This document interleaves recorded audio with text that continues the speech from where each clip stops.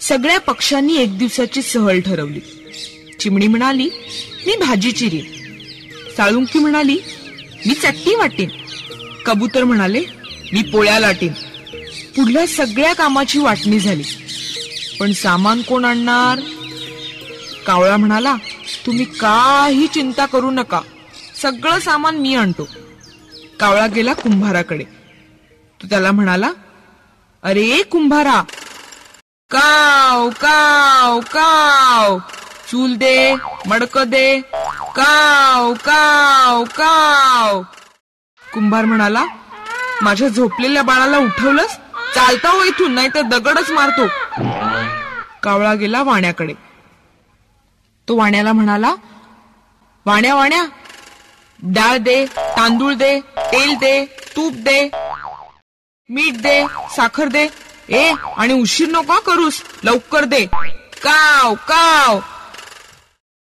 वाणी म्हणाला, तुझं हे काव काव ऐकून माझ्या बायकोचं डोकं दुखायला लागलं. मुकाट्याने पुढे जा, नाहीतर सोटाच मारतो. कावळ्याला कुणीच काही दिलं नाही. तो तसाच परत आला. सगळ्यांना प्रश्न पडला, आता काय करायचे? कोकिळा म्हणाली, थांबा, मी जाऊन पाहते. कोकिळा कुंभाराकडे गेली. ती म्हणाली, कू कू. कुंभार दादा, तुमच्या बाळाला मी गाणं म्हणते, म्हणजे तो छान झोपेल. कोकिळा गाणं गाऊ लागली. अंगाई मंगाई, तान्ह्या बाळा झोप येई, कुंभार दादा मला दे चूल मडके.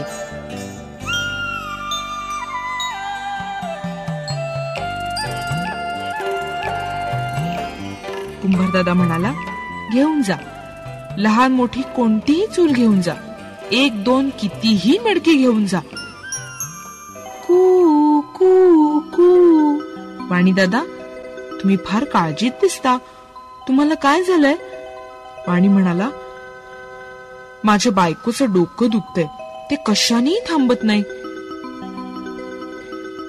कोकिळा म्हणाली, मी गाणं म्हणून पाहते, एखाद्या वेळी त्यानेही तिला बरं वाटेल.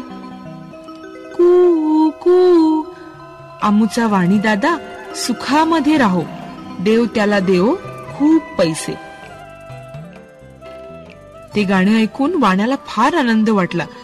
ते गाणं ऐकून वाण्याची बायको उठून बसली.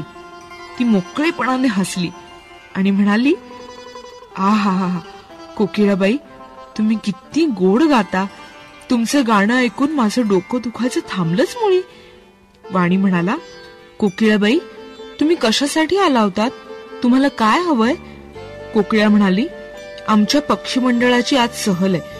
आम्हाला तेल, तूप, रवा, बेसन, डाळ, तांदूळ, गूळ, खोबरे सगळं हवंय. वाणीदादा म्हणाला, घेऊन जा, हवं तितकं घेऊन जा. वाण्याने भराभरा पुढे बांधून दिले. कोकिळा म्हणाली, किती पैसे झाले ते सांगा, आम्ही वर्गणी केली आहे. वाणी म्हणाला, मला पैसे नकोत, मी तुमच्या पक्षी मंडळाला भेट म्हणून हे सर्व सामान दिलंय.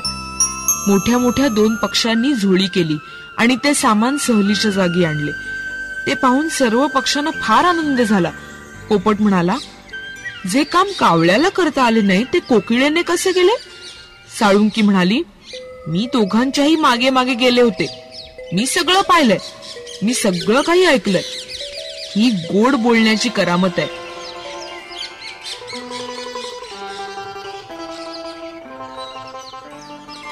जगाशी गोड बोलावे, हवे ते सर्व मिळवावे. मग काय मित्रांनो, तुम्ही सुद्धा गोड बोलणार ना?